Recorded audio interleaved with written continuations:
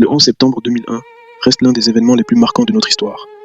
Bien que documentées, certaines zones d'ombre persistent. Ces interrogations ne signifient pas forcément un complot, mais soulignent des points techniques et humains encore débattus aujourd'hui. L'effondrement des tours jumelles, bien qu'expliqué par l'affaiblissement de l'acier, suscite encore des débats techniques sur sa rapidité. Le cas du bâtiment 7, tombé sans impact direct d'avion, reste l'un des points les plus discutés par le grand public. Les failles de coordination entre la CIA et le FBI avant les attaques posent également question sur les priorités de l'époque. Enfin, le rôle exact de certains soutiens étrangers reste un sujet de réflexion historique complexe, malgré l'absence de preuves officielles. Il est crucial de distinguer les lacunes factuelles des spéculations sans preuves pour comprendre cet événement. Le 11 septembre demeure un champ d'étude historique où la quête de clarté continue, des décennies plus tard.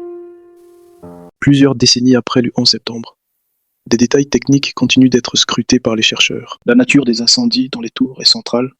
Le kérosène a créé des feux extrêmement intenses. Le fluage thermique explique comment l'acier se déforme sous la chaleur, affaiblissant la structure globale. La gestion de crise a révélé des failles majeures, notamment dans la communication interne des bâtiments.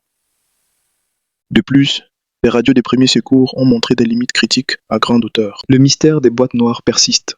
Certaines n'ont jamais été officiellement récupérées dans les débris. Au Pentagone, la manœuvre du vol 77 reste un sujet d'étude technique complexe pour les experts. Des enquêtes ont également porté sur des mouvements boursiers inhabituels, observés juste avant les attaques. Le recyclage rapide de l'acier des tours a limité certaines analyses structurelles indépendantes ultérieures. Ces détails techniques sont essentiels pour comprendre l'ampleur historique et géopolitique de cette journée. En poursuivant l'analyse, des aspects discrets mais importants, comme les alertes internationales, restent étudiés. Plusieurs pays alliés auraient transmis des informations générales sans précision sur la date ni la méthode. L'identification des pirates a aussi posé question, nourrie par des erreurs médiatiques initiales. Dans le chaos, les témoignages de survivants divergent parfois sur les sons et vibrations ressentis. Les enjeux juridiques et d'assurance ont aussi révélé la complexité financière de cette catastrophe. Les simulations de détournement étaient programmées ce jour-là, créant une confusion initiale réelle.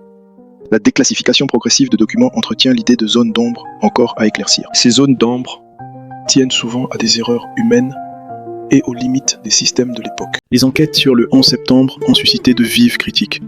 Les familles des victimes ont dénoncé la lenteur et le manque de transparence des administrations. Le financement de la commission a été jugé insuffisant et les témoignages privés de Bush et Cheney ont alimenté les doutes. Les médias ont diffusé des informations contradictoires, laissant des traces durables dans l'imaginaire collectif et favorisant de nombreuses théories. La destruction de preuves numériques dans les effondrements a également compliqué la reconstruction exacte des faits, minute par minute. L'adoption rapide du Patriot Act a transformé la surveillance aux États-Unis, soulevant des questions sur la préparation politique en amont. Enfin, le lien construit avec la guerre en Irak a renforcé les critiques sur l'utilisation géopolitique de ce traumatisme national. Aujourd'hui, les zones d'ombre sur les décisions politiques et l'usage du choc collectif demeurent au cœur des discussions mondiales.